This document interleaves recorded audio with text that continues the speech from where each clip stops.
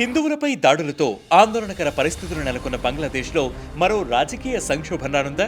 తాత్కాలిక ప్రభుత్వంతో వచ్చిన అధికారాన్ని యూనస్ స్వలాభానికి వాడుకుంటున్నారా?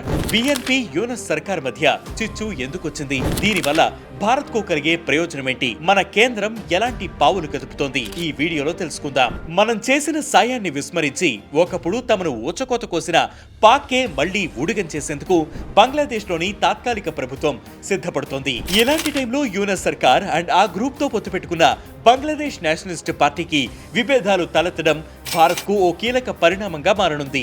ఎన్నికల నిర్వహణకు యూనస్ సర్కార్ జాప్యం చేస్తుండటంపై బిఎన్పి అసంతృప్తితో ఉంది. ఉద్దేశపూర్వకంగానే యూనస్ ప్రభుత్వం ఎన్నికలను ఆలస్యం చేస్తోందని బిఎన్పి ఆరోపిస్తోంది. కొత్త ప్రభుత్వం ఏర్పడ్డాక యూనస్ పై హసీనా హయాంలో నమోదైన కేసులన్నీ ఉపసంహరించుకోగా తమ నేతలపై ఇంకా కేసులు కొనసాగుతుండటంపైన బిఎన్పి అసహనం వ్యక్తం చేస్తోంది. వీటన్నిటికీ మించి బిఎన్పిలో మరో ఆందోళన కూడా ఉంది. దేశ రాజకీయాలను ప్రక్షాళన చేస్తామంటూ ప్రచారం చేసుకుంటున్న యూనస్ వర్గం సరికొత్త పార్టీని స్థాపించేందుకు పావులు కదుపుతోందనే టాక్ బంగ్లా రాజకీయ వర్గాల్లో జోరుగా వినిపిస్తోంది. ఇందులో భాగంగా బిఎన్పిని కూడా బంగ్లా పాలిటిక్స్ నుంచి తప్పించాలని యూనస్ వర్గం షేక్ హసీనాకు వ్యతిరేకంగా నినాదాలు చేపట్టిన anti discrimination students movement plan చేస్తున్నాయట. ఇందుకు ఒకప్పుడు బిఎన్పికి దోస్తైన జమ్మత్ ఈ ఇస్లామీ అనే మరో గ్రూప్ కూడా సపోర్ట్ చేస్తోంది. అందుకే యూనస్ సర్కార్ ఎన్నికలను ఈ ఏడాది చివరిలో లేదా 2026 ఫస్ట్ హాఫ్ లో పెట్టాలనే ప్లాన్ లో ఉంది. ఈలోగా ఓ సరికొత్త పొలిటికల్ పార్టీని స్థాపించి ప్రజల్లోకి తీసుకువెళ్లేందుకు పావులు కదుపుతోంది. ఎన్నికలు ఆలస్యమైతే బిఎన్పికి ఇప్పుడు ప్రజల్లో ఉన్న అడ్వాంటేజ్ పోతుంది.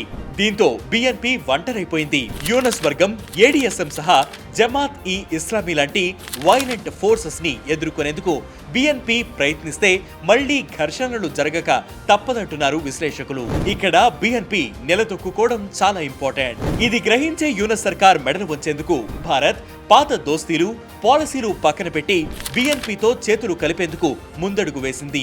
భారత్ తో బంగ్లాదేశ్ కు ఉన్న అవసరాన్ని గుర్తించిన బిఎన్పి దోస్తీకి సానుకూలంగా స్పందించింది. ఈ ప్రాసెస్ లోనే బంగ్లాదేశ్ లో యాంటీ ఇండియా అప్రోచ్ ను ఎక్కడా రానివ్వమనే హామీని సైతం ఇచ్చింది. బిఎన్పి కనుక బలంగా నిలిస్తే యూనస్ సర్కార్ పై ఒత్తిడి పెరుగుతుంది. ప్రో పాకిస్తాన్ దేశంగా బంగ్లా మారిపోయే అవకాశాలు పెరిగిపోవడం వల్ల గతంలో యూనస్ సర్కార్ ఏర్పాటుకు సహకరించిన వెస్ట్ పవర్స్ కూడా బంగ్లా ప్రభుత్వంపై ఒత్తిడి తెస్తాయని విశ్లేషకులు చెబుతున్నారు.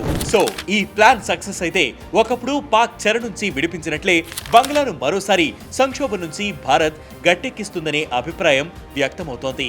సో ఈ ప్లాన్ సక్సెస్ అయితే ఒకప్పుడు పాక్ చెర నుంచి విడిపించినట్లే బంగ్లాను మరోసారి సంక్షోభం నుంచి భారత్ గట్టెక్కించనుందనే అభిప్రాయం వ్యక్తమవుతోంది.